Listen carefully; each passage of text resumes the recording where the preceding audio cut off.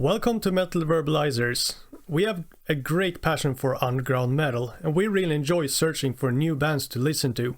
The bands we feature on this podcast are bands that we have discovered and really like, so we want to share these bands with you. In these episodes, we invite musicians to have a chat with us about their bands. With that being said, let's get straight into this episode. I'm Johan Verbalizer, and in this episode, we will verbalize Maidenhead.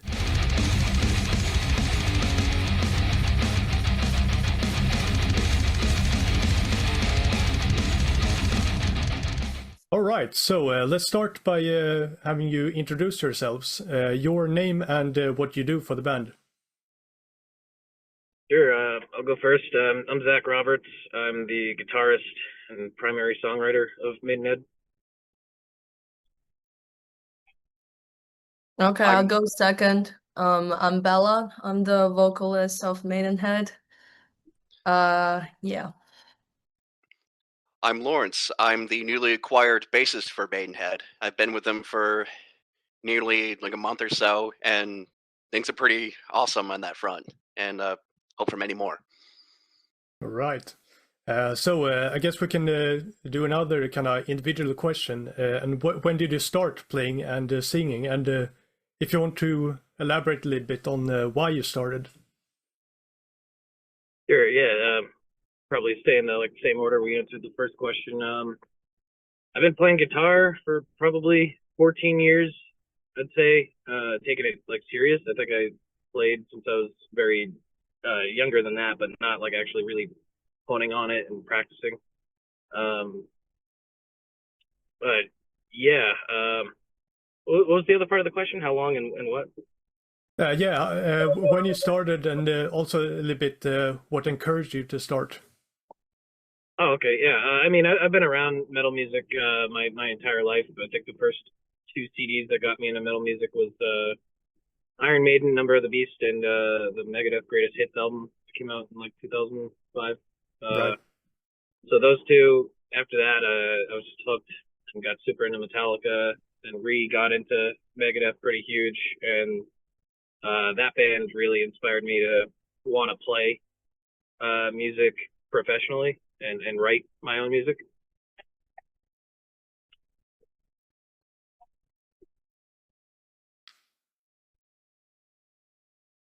Bella? Oh, okay. I've been practicing my vocals for I think a little over 5 years. I think Arch Enemy is actually the band that got me into those vocal techniques. And then I just kind of started to practice on my own, and I totally learned and trained by my own. And then yeah, I started to listen to more and more subgenres on metal, and then eventually when I first came to the country, came to the United States. I'm originally from China. I met Zach, and then we went to see Exhumed together. Right. And then he mentioned this band Maidenhead to me, and then yeah, eventually I just joined the band. I joined the band since 2023. Yeah. Right, but then if I understand it correctly, you were kind of starting doing harsh vocals right away. Yeah. Yeah, because before I joined the band, I was already practice on my own for over 2 to 3 years. So yeah, by the time I'm joining the band, I was already comfortable with just doing it right away. Got it.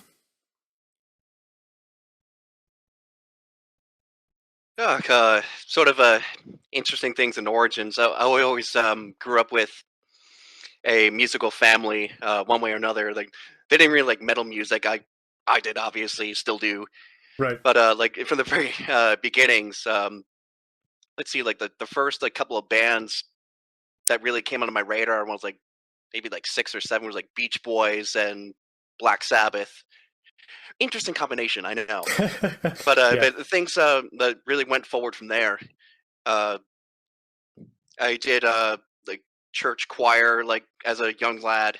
Had piano lessons and such. And then when my musical taste really expanded and moving forward, Then I sort of got into like a bit of harder stuff, and Beastie Boys being one of them. And then Sum 41 came to my life. Like a middle school friend of mine just gave me the CD because like, yeah, I don't want it. Here you go. And that was obviously a turning point. And from there, got me that transitioned me from getting to like Iron Maiden and things like that and Pantera. Because in interviews they would talk about it, and I'm like, I'm gonna check these bands out, and that just set things off further and further, and it just really snowballed. Right. And that got me thinking, like, man, like I'm playing piano and all these things, like I want to play like guitar or something like that. Like just trying to look around for options to do that. And at the time, maybe it was like 13 or 14. Uh, what was going on? I think one of my uncles was from the Mountain West, like Colorado. He was moving to Rhode Island. That's where I'm from. He was with my family at the time, trying to find a new place and a new job, and he brought along with him some of his instruments, and one of them being a bass guitar. Right. and he always let me like noodle around with it and things like that. And I would be listening to all my CDs that I had at the time and try to learn them by ear. And I never really looked back ever since.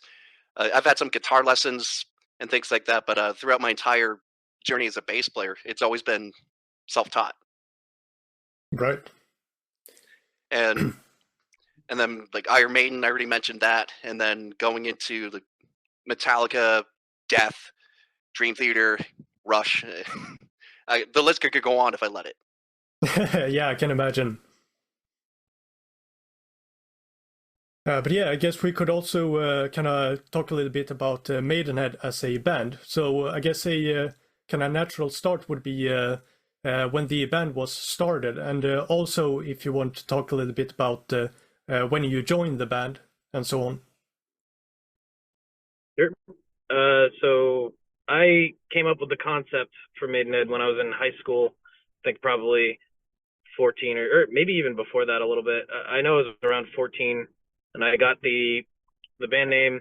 I did the original concept art for the logo, and after some years, I had sent it off to a artist in the Philippines who has done a lot of work for many bands actually in our area, oddly enough. So we got the appropriate logo, and then a lot of it was me having a hard time with transportation. I didn't drive for quite some time, and that made it hard to get members to link up with and have a place to rehearse. So pretty much when I got wheels and I was able to drive, started working on the first EP with our drummer Andre, who's not here. We rehearsed from 2017 till 2022, writing and just getting super tight with those songs to record. And during that process, we had gotten a session guitar player to do leads who eventually joined, and we had a different vocalist. So that was the first release. And after a few months, we parted ways with the guitar player and singer, and we got Bella. And we had a live bass player for a while. He joined permanently at that time, and we were with him up until last September. And then we're pretty much here with this current lineup, which is me, Bella, our guitar player Vance, Lawrence.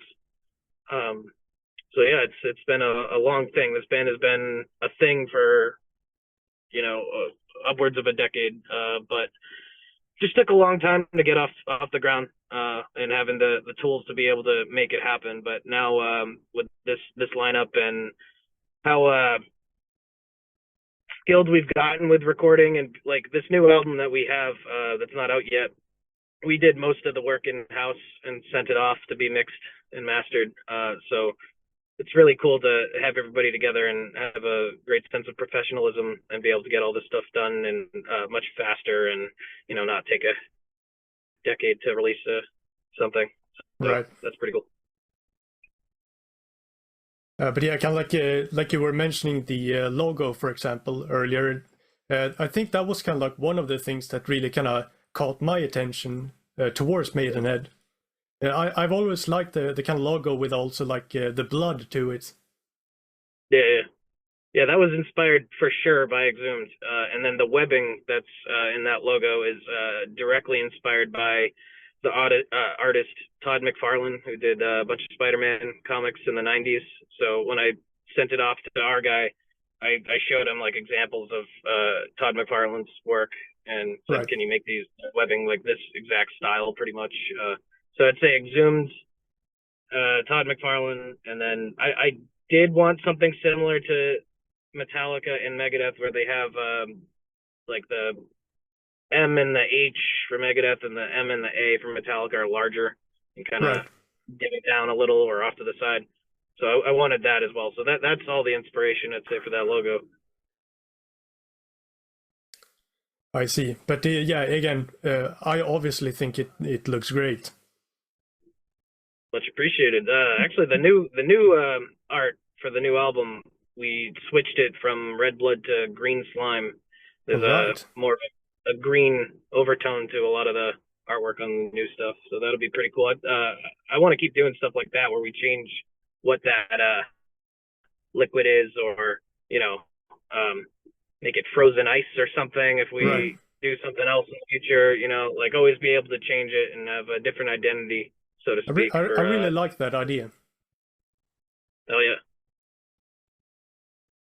But yeah, also, if you also would like to talk a little bit about when you joined the band and how that came to be. Okay, I can start first. So I think me and Zach met on 2021. And by the time we were at the Exhume show, he already like brought up the whole like Maidenhead concept. And by that time he hasn't like found our previous vocalist yet. But since like I was like pretty new to the country, I was like, yeah, I kind of need some more time to get used to the lifestyle and so to speak. But then eventually, I actually went to see the older lineup once, and then yeah, I just always like really loved the music, and then eventually I guess it's kind of like a destiny thing, like it's Right. still me, like yeah, joining the band. So yeah, I joined on 2023. I think we did the photo shoot around like January, and then it was officially announced around March time. I mean, Zach, correct me if I'm wrong. And yeah, ever since that, I just always love the energy with everyone. It's always like so hyped. I was for sure a little nervous, like, first time uh, performing on stage. But then since we've been actively playing a lot of shows, like we probably do like around 20 to 30 shows like annually. So Right. yeah, I started to get like more and more comfortable, and then we started to add on different like stage moves and then more like little details performing wise, so to speak. Yeah, and it's been great. I love it. I love it so much. Yeah. Right. Great to hear. But So, also Lawrence. yes, I am a recent acquisition to the lineup. Although Maidenhead, as a whole, they've been on my radar since 2023 or something like that. The Yeah. first time I saw them was at a Dusk show with another band I was performing. Well, actually, no, I wasn't in that lineup at the time. I play in other bands too. Right. But my um, the first time I saw them was at Dusk in Providence. And that place, rest in peace, it's no longer around. But let's see, I was in like the back room trying to find something for a buddy of mine, and that's when I ran into Andre, who's not part of the interview, and he was the first guy in Maidenhead that I met. Uh, Whenever like I saw him around, he was always a cool dude and things like that. And that was the first time I saw the band, and loved seeing him ever since. We always kept crossing paths, and Vance Simmons, the other guitar player who also not here, like I know him pretty well, and outside of Maidenhead, and we've always seen each other at shows and things like that, back and forth. So there's like established contact. Right. And then one day, I get a call to if I was interested to do a show with them as a backup player. I think Vance's girlfriend Emily called me about it, on the behalf of the band, and was like, yeah, I'm totally interested. I love the music. And then when I was really taking the time to practice the catalog, I was thinking like, damn, these are really fucking fun to play.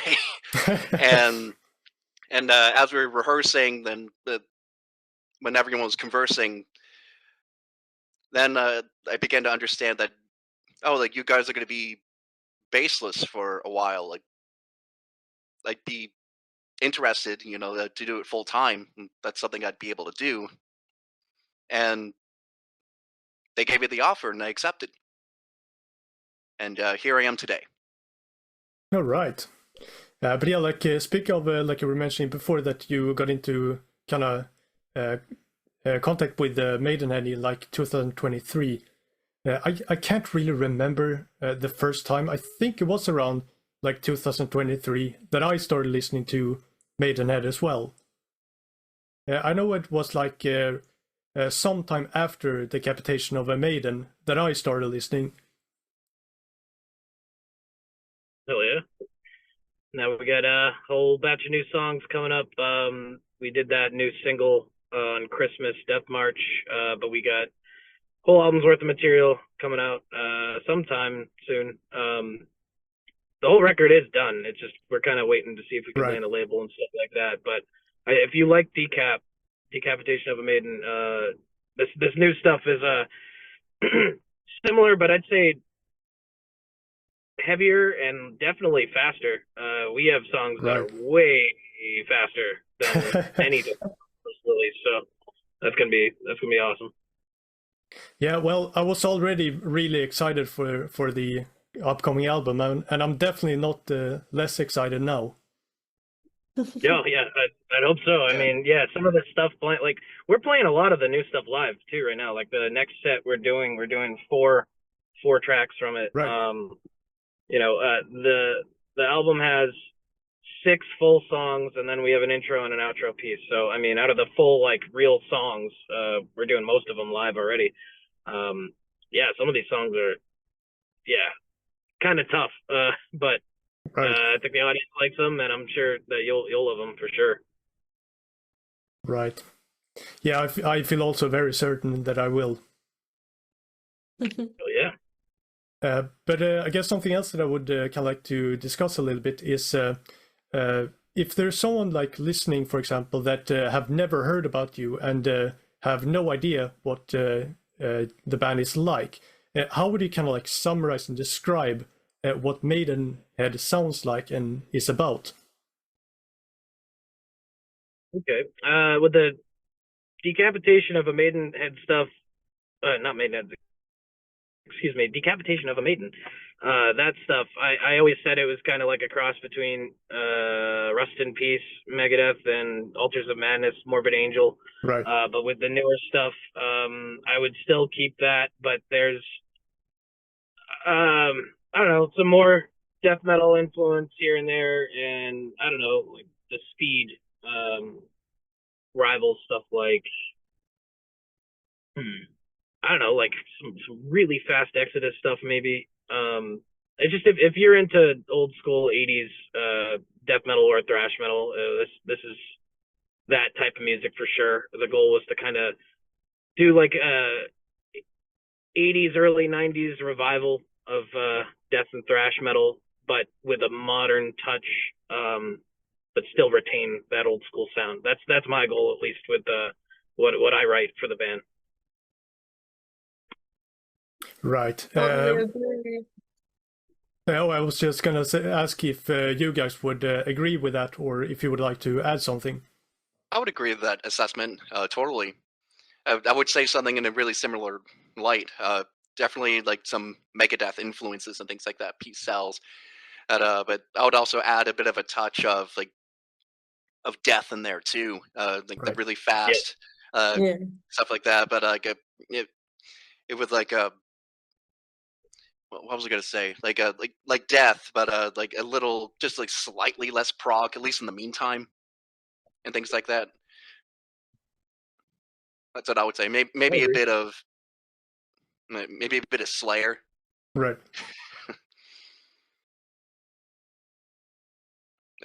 would that also be sort of something along the right track? Yeah, you guys, something of assessment of Yeah, sorts.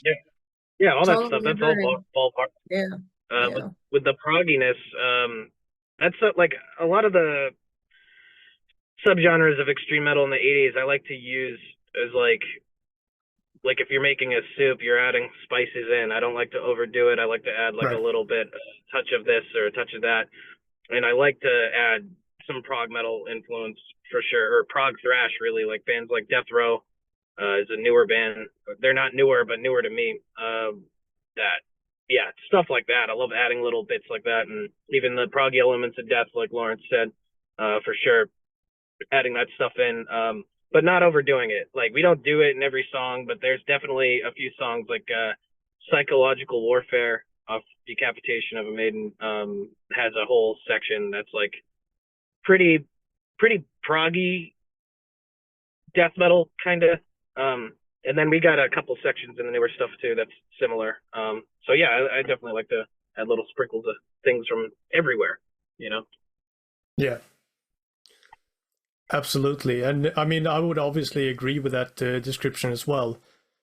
It's like basically if we like the kind of like more extremer, more aggressive style of thrash, like Maidenhead is obviously a band that you would really like, I think. Oh yeah. Yeah, I'd say so. And Sodom too. Sodom's a big influence. Right. I'd say even with not Bella's vocals, but the kind of style we did on Decapitation of a Maiden, maybe some Sodom kind of styled stuff there. But moving forward, Bella, how would you describe like your vocals, how you approached the newer stuff opposed to the sounds on the old stuff? So yeah, I would say like a decent enough, like low frequency kind of like screaming. And then during the time that we've been like playing together, I've started to explore it more and more on like different changes between the frequency. Like for example, for the whole like new album, there's gonna be a lot of pitch changes like during the song, like for different sections. I remember one of our song Magia Obscura, there will be like one section that's very like black metal-ish that I will be singing in those very like high frequency scream. Yeah, almost like shouting kind of scream. But then there's also sections that's kind of like I would say a little like hardcore-ish, meaning like it's very like heavy, like headbang kind of feeling. Right. So for those, I would like combine a little bit of my real like talking kind of shouting voice with the distortion, the harsh vocal. Yeah, something like this. There will be a lot of like interesting like vocal techniques here and there, I would say. Yeah, I'm really excited to have the full thing to be released. Yeah. Right. Yeah, and of course we are really excited about it as well. But yeah, Oh, some gutturals too. Some gutturals in the right. newer stuff too, which you can already like hear from our recent like live sites. Yeah. Yeah, that's something I'm really excited for having Bella involved with this. Is the dynamics we can now add to the band is much greater, and it goes with that question we were just talking about. The different influences. Like clearly, doing gutturals first section is like very influenced by brutal death metal bands and stuff like that. And then, like she said, the song Magia Obscura is a heavily black metal influenced song. So some of those high vocal sections that obviously very reminiscent of 90s black metal bands, stuff like that. So right. I'm glad now with the instrumental taking influences all over the place, we can also do it vocally, have that applied to the different influences we're trying to sprinkle in. Right. So something else I would kind of like want to ask you about is kind of the driving force behind the band. So like basically, we obviously recognize that having a band and being active as a band like requires a lot of hard work. So like, what would you say is kind of like the driving force behind that kind of keeps you going, so to speak? We want to be a full-time touring band. I think that's the biggest driving force, and the passion for the music and making a album that's great. Even when this album comes out, that'll still be a huge driving force to keep going forward, is keep coming up with great songs and great music. Because I don't think we do something a lot of bands do. I mean, we're similar to a lot of bands, but like the very fine line between death and thrash metal, there's not a lot of newer bands doing that, at least in our area. I know that there are sprinkled all over the world, but Right. in our area, I mean, it's mostly just you're either death metal or you're punk or you're metalcore or there's some thrash bands, but even thrash bands are very limited in our area. So I think we're hitting a market that's not touched as much. So we want to keep making great music in the specific style that we've kind of created, where we're taking influence from all over the place. But yeah, we would love to make this like a job, in the sense that we'd be able to tour at least a couple months out of the year every year and just keep pumping out great music. I'd say I think that's the biggest thing, and get new fans and have people love the music, appreciate the music. I think that's the biggest thing overall, because if we didn't have the rest, I mean, at least if a lot of people love the music and get something out of listening to us, that's huge as well, Right, absolutely. Would you guys have something to add to that or so? One way or another, like at least personally as a musician, like I live, breathe, bleed music. I can't imagine having that absent Right. in my life. And if that's devoid, then like I would be a miserable person. And as you know, misery loves company.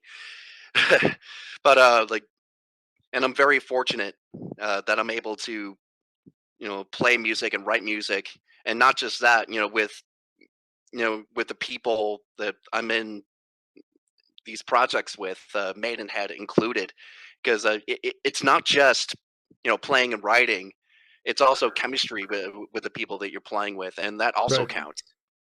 And if you're truly like happy, like in that bliss of doing what you love doing, and in some sort of fate, what you're meant to do, then that will reflect upon the output product, and that's the music we're putting out there is Maidenhead, and hopefully people see that, and if they do, then it'll just snowball from there, and that's a really happy feeling. Absolutely. It's kind of like, if I understand you correctly, that even if the music requires a lot of time and work, it's kind of like the music and the kind of result of that becomes sort of like a source of power and energy in of itself. Absolutely. Right. Yeah, I agree. The thing is, like, if you're truly happy with what you're doing, it doesn't feel like work. Yeah, that makes sense to me. For me, it's like, so I do music as a full-time job. I'm a producer and I do a lot of like marketing strategy, like artist branding, building, artist development, so to speak, but it's all like more leaning to not fully the commercial side, but like definitely like different from like what Maidenhead is doing. And then for me is like having the chance to like play in Maidenhead, like this is my utopia, this is Right. I enjoy like working with everyone, like the pureness like in this project is just completely different from the commercial side, from the entertainment industry.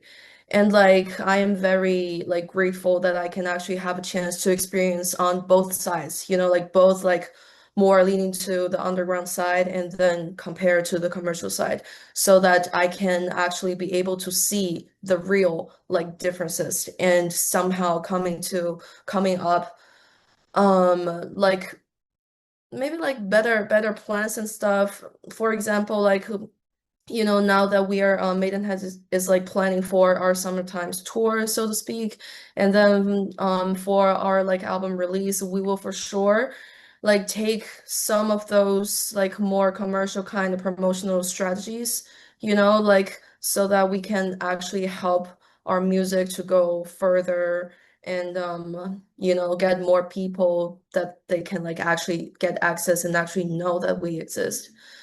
So yeah, I'm very happy for it. And even though it's kind of a hard, kind of like we need to put on a lot of effort. For example, like I do not have a car right now.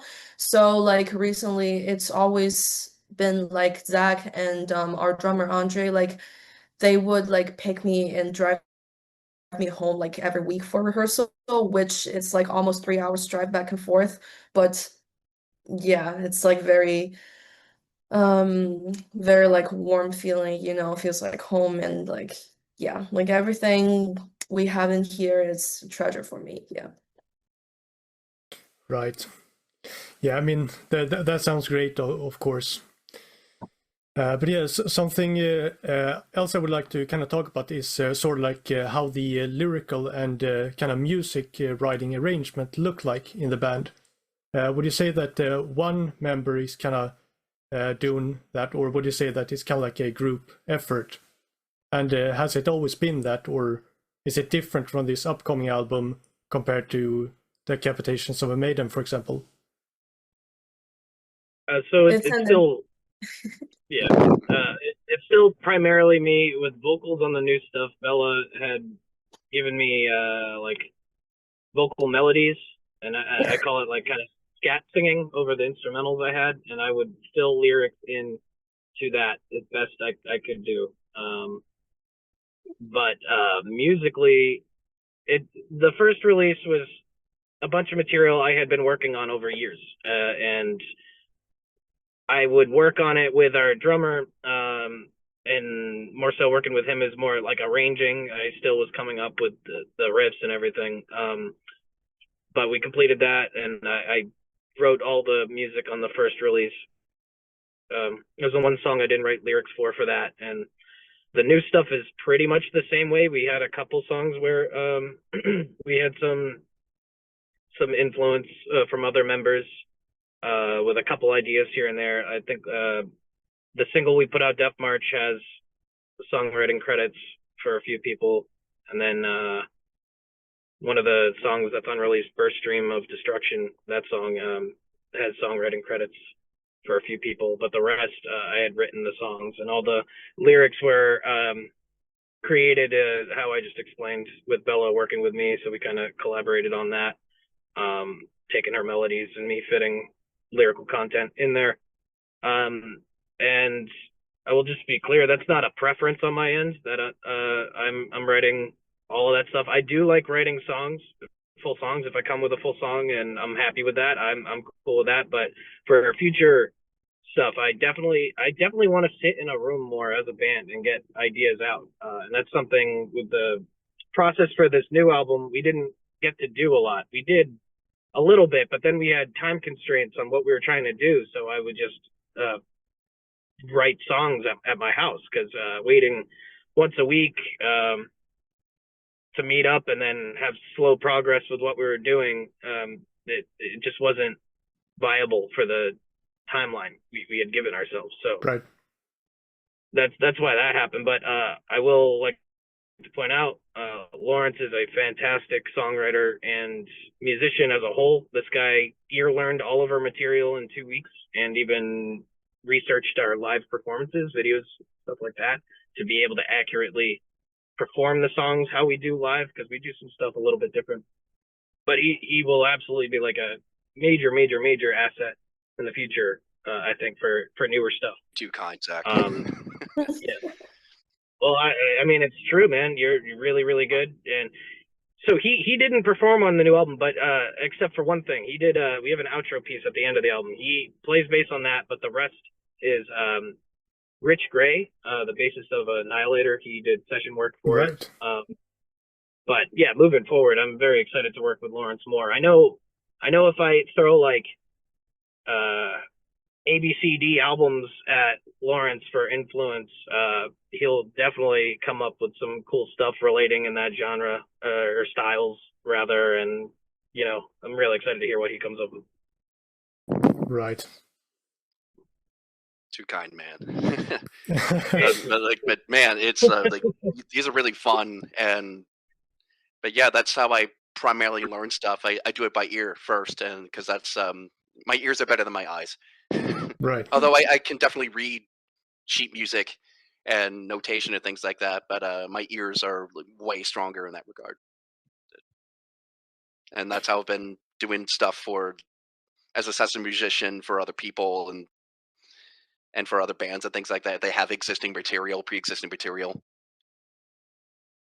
But yeah, Well, ears. Bella, what did you have anything to add on the lyric writing process? Yeah, I mean you already covered everything, but yeah, the lyric writing part is very interesting.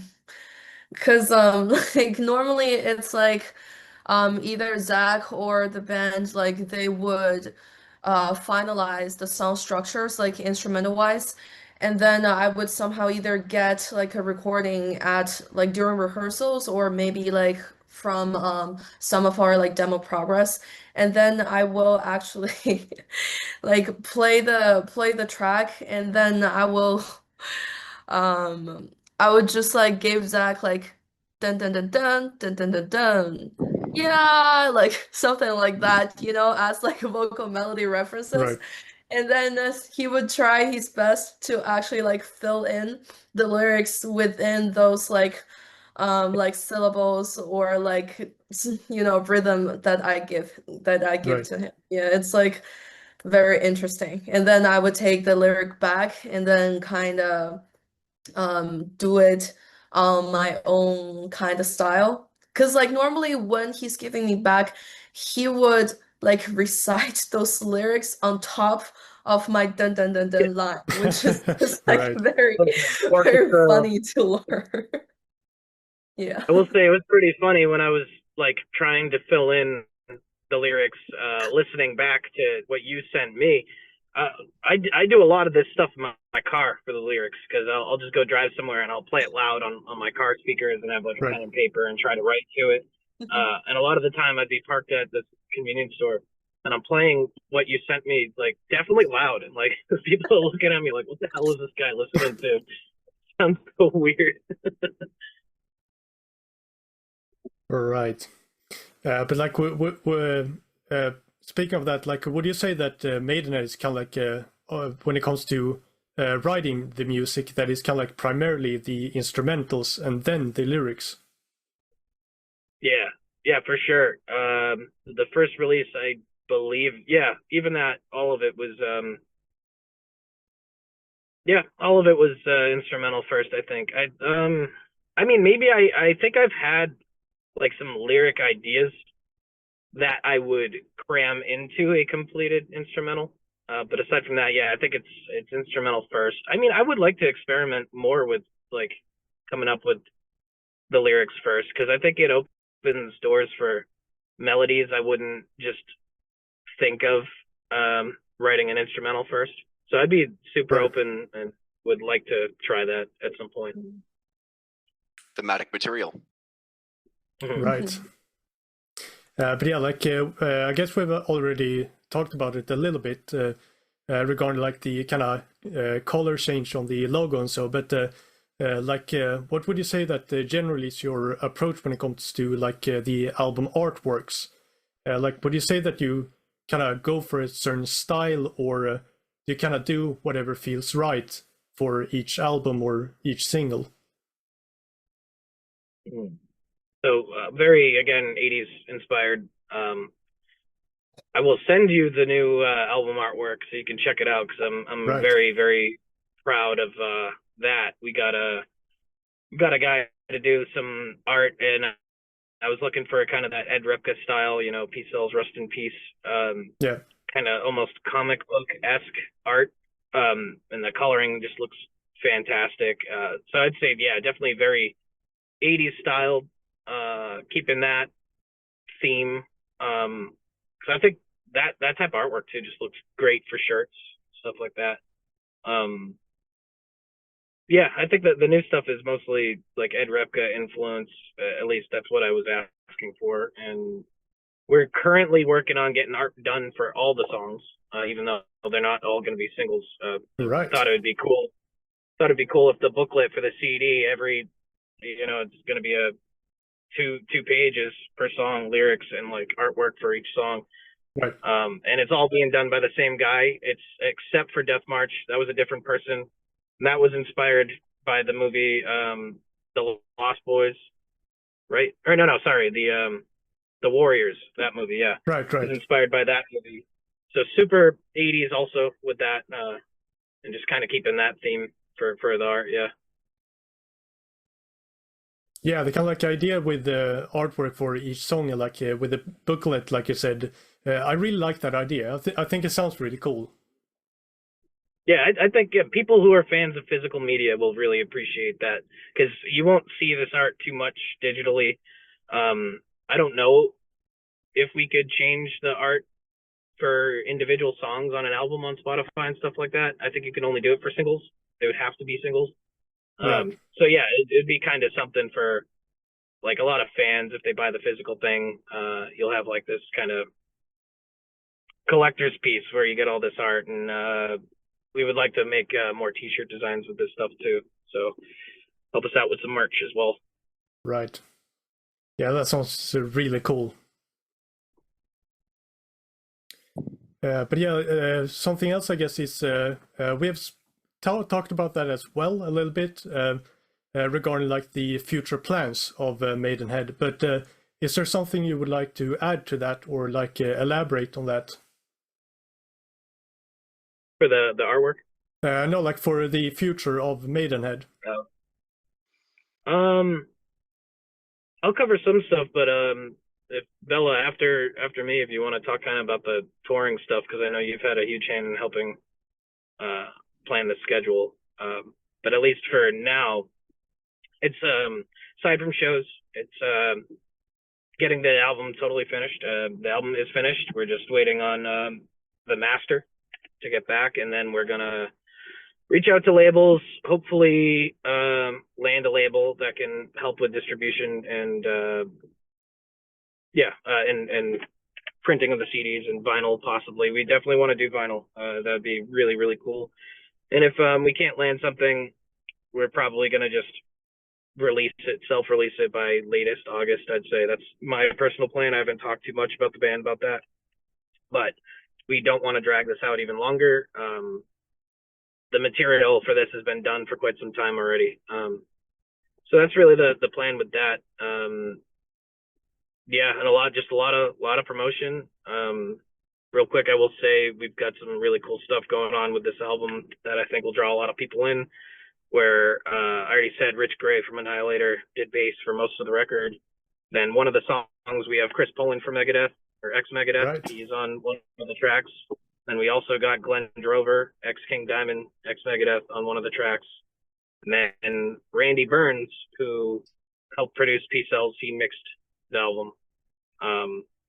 So I think that's going to be a huge, huge thing for people to want to check the stuff out. And it's really cool. It's been a huge privilege to do that. So yeah, moving forward is just mostly going to be promo for this new material, I'd say. And up until summer, we're going to do, just some shows here and there, but I'll let Bella explain kind of the plans for the touring and everything that we're trying to do. Yeah, so far we are planning on like a minimum of 2 tour like during the summer times. One in like June, and then one looking at like mid-late July, the end of July, something like that.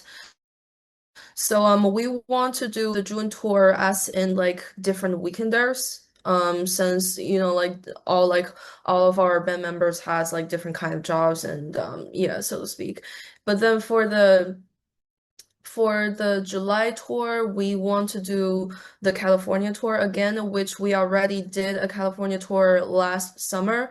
It was like 6 shows in total. We hit Oakland, San Jose, Santa Cruz, and then LA. It was like a great trip. So we definitely want to keep that for this year, but then adding like more cities. So far we are planning on San Francisco and Seattle and hopefully San Diego that Zach really want us to play and Las Vegas as well. So we want to plan these 2 tours as like the very big kind of like live performance promotion for the album. But then besides that, like my personal vision is that like this year is definitely one of the most important year for Maidenhead. And I've been like suggesting to the band, but like Zach said, we haven't been able to discuss a lot on like release strategies, promotional campaign, those stuff recently, but we will be like start thinking about that like soon. So I do want us to do it in somehow like a more like modern way, I would say, definitely like on all kind of social media, digital platforms, so to speak. And then eventually, hopefully, we can get a good label, that we can get a good like distribution deal. And then if not, we will try our best to plan on tours that are outside United States for 2027 for sure. Because Zach has an idea for like Europe, and then I do have an idea for like China and possibly Japan, because Japan really has like a very good crowd there for like more like old school, especially for thrash metal and like death metal. So yeah, that's kind of like how I see the whole thing. Right. Yeah, I mean, for someone like me, I obviously really like to hear that you guys are planning to come here to Europe. Oh yeah, playing Germany would be massive. I'm mostly German. My dad is full blood German. I've always wanted to go there, and that'd be crazy. So many bands that influence me and inspire me are from there. Like I just saw Sodom twice a couple of years ago. Oh, That was super cool. I never thought I'd see those guys.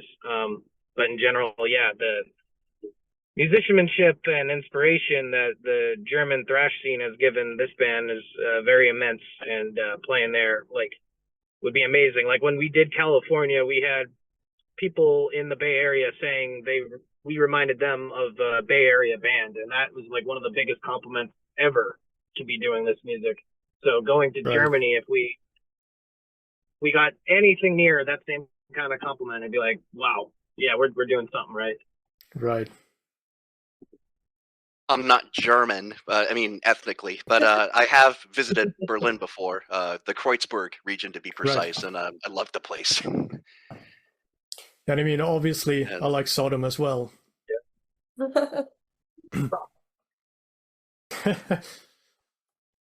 But yeah, I guess last but not least, I guess I'm kind of out of questions, but is there something else that you would like to talk about that I haven't asked you guys about? Or is it just generally something that you would like to say before we wrap up? You guys want to go first? Go for it. I'm still thinking. I guess if I wanted to elaborate anything on like the writing process and things like that, like as a bass player, it's really interesting because for the role that I play, it's sort of a bridge between both what the guitars are doing and what the drums are doing. And I always the way that I like to process it, it's cool doing it in the room too, where we're doing that all at once. But if there are also like like phone recordings of both, as a bassist, like I write my parts in a reactionary way based on what they're doing. So like if I go into like a dark corner of the world and just really take my time with it, and then I'll come up with something, and then when we get back together again, like then it could be modified from there. Like that's how I come up with ideas and things like that. I don't speak for all the bass players in the world, but that's how I do it usually. Right. It's pretty cool too. Lawrence is also a guitar player, so he has kind of the understanding of both sides of it, which makes what he's coming up with, I'd say, more aware for how it would react with the guitar. So again, very excited to hear more of that on his end. That's why I've said, Zach, like bass is my first language, followed by English, then guitar. But still, it's good, you know. And you could write riffs too. Like throw some guitar stuff in, you know. Mealy. You say MIDI? Middly. Oh, no, this is MIDI. Middly. Yeah. You got anything, Bella? Not really, actually. I don't know. I feel like I don't have much more to like talk about as for okay, I guess I do have a question, if that counts. Um to is it Johan or Johan? Yeah, you won. Yeah. So how do you feel about like metal bands on social media? Because I know a lot of times for more let's say like more old school kind of genres, they somehow like choose to not promote heavily like on social media in a more like let's say like TikTok or like Instagram Reels, like that kind of way. So like how do you see about this whole situation? Do you think it's the right thing to do, or do you think it's like not metal enough to do, or what's your thoughts on it? All right. To be honest, I guess I don't really have any like super strong opinion on it. Like I don't think it's inherently wrong to do with that type of promotion. But I can also kind of see that some people might kind of do that, but I personally don't see any like inherently wrong with it. If that's kind of what you're asking. Mm-hmm. Yeah, because a lot of times I think people would think, if like a more old school kind of genres metal band are doing, let's say like TikTok's trending videos and stuff, it might be kind of like controversial. Like some people might think it's fun. I mean, more for the like younger like audiences or younger like metal fans, but then for I would say like for like more like maybe older metal fans, they would think it's like just so wrong and you're like just like kind of like a clown or whatever. Right. So like yeah, I'm still not too sure about how people will like feel about this. That's why like I'm asking. Yeah. Yeah, It's just yeah, like I a think I see question. what you mean. Mm-hmm. But yeah, I wouldn't really say that there's anything like inherently wrong with it. So yeah, if you guys think that it would make sense and to try doing that, I personally don't see anything wrong with it. Yeah, I'm kind of on the fence a little bit. I mean, I don't think there's anything wrong with it, but I do think that there are bands that make it their whole identity, kind of, and Right. that's where it crosses being Yeah. wrong for me with music. Because I mean, I've seen some bands where like it's like almost the same kind of reel all the time, and it has to do with like some of their music, and they just kind of overdubbed their pre-recorded track on top of it. Yeah. Right. Yeah. It just doesn't feel too authentic. But something I do enjoy is the Black Dahlia Murder. 16 years ago, they would have DVDs with some of their CDs, and the DVDs would just be like a semi-documentary thing where they're just all being ridiculous the whole time. And translate that to current times, you could do similar stuff just with reels, and I think that's funny. I enjoy seeing Yeah. I people be agree. funny in bands like this, so that's cool to me. Yeah. Yeah, It's oh, I'm sorry. no, you talk. To elaborate on that, like it's using social media as a tool and seeing where it's really kind of evolved over the years. When the whole thing with like TikTok and Vines, if you remember those, but like where things have been doing, where content has been written, rapid fire short bursts and things like that. When used correctly, it's undeniably successful. And it's like that if you play your cards right. Yeah. But and it's it's funny to reflect on what you were saying. There's nothing wrong with that. And it's, in my opinion, one of the grayest areas is, say, like the quote unquote like YouTube guitar player and things like that, where all their content is pretty much at the mercy of the tool. Like without YouTube, then like you can't say exactly you're a YouTube guitar player and things like that. Again, nothing wrong with it. Like you can't get. There are people out there that obviously get too fixated with the tool, and then that becomes their identity. But there are like YouTube musicians out there where they've become successful, where say the platform no longer exists or anything like that, they would still be able to remain afloat in that industry, if that makes any sense. Yeah, I think I see what you mean. And the older we become, like the more sort of nostalgic we get for archaic and obsolete means of marketing and social media. Like back how they did it in the day in the 80s. Only even in the 2000s with MySpace and things like that. And but like it's like, oh yeah, like MySpace. but anyway, but even at the birth of using the internet as means of self-promotion and things like that, you still needed to expend a lot of elbow grease to keep an ear to the ground just for news and things like that, when people in the 80s and prior had to use like phone books or just bulletin board stuff at their record store, if they even had one in town. Right. And being in the 2000s, and I'm saying with MySpace, that's so close enough, because we still had to like spend a lot of energy just to find out like our favorite bands, whether local or like international caliber, are playing in town. Like you had to do a lot just to find that out. And when you actually made it to the show and things like that, or got the record when it came out, that made that task, it made the victory a lot sweeter, and it made it like much more meaningful. That's unfortunately kind of lost these days, but it's a double-edged story, because you sort of lose that. You lose that sort of, you get nostalgic for it, and right.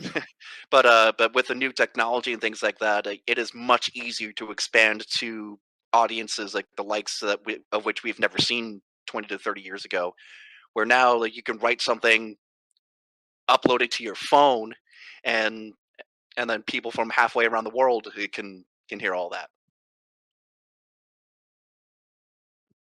Yeah, Pick exactly. and choose your battles.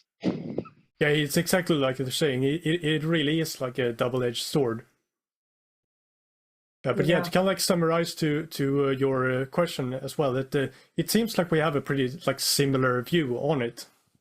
Mm-hmm. Yeah, I'd say so. Anything in excess will dilute what you're doing, in my opinion. If you use a tool correct, it'll be great for what you're doing.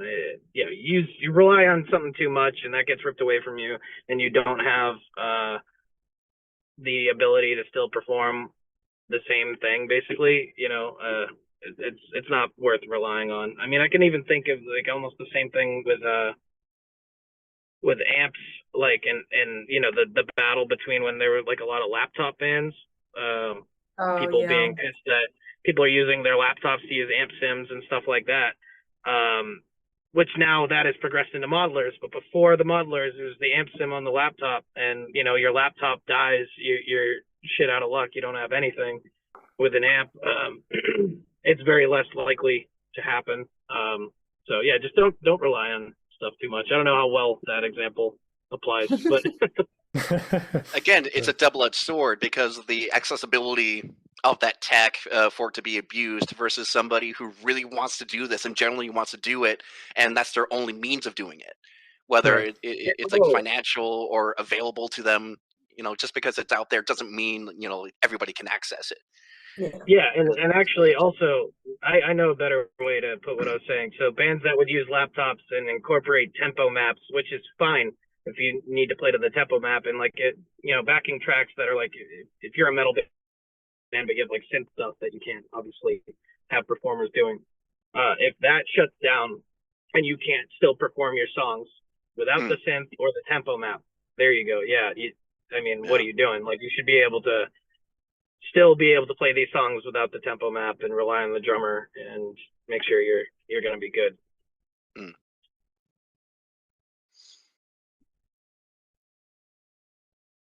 Absolutely, but yeah, I guess I will kind of like ask you guys the same question again when we've been speaking a little bit more. Is there something else that you would like to kind of talk about before we wrap up? I do have a question / something to talk about. For you, what is something you really look for in newer bands? Newer bands coming out. And how do you find their music? That changes a lot.